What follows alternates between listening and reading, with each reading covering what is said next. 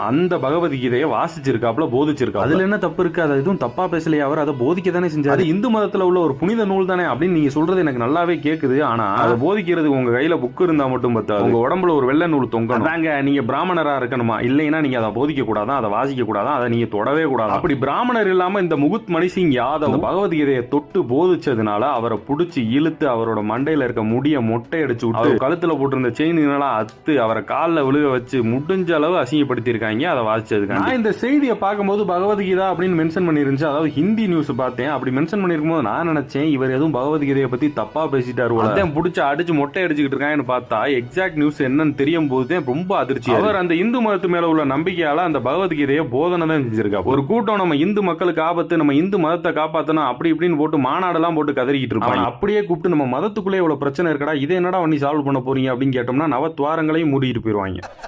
நக்கல்யா அவனுக்கு.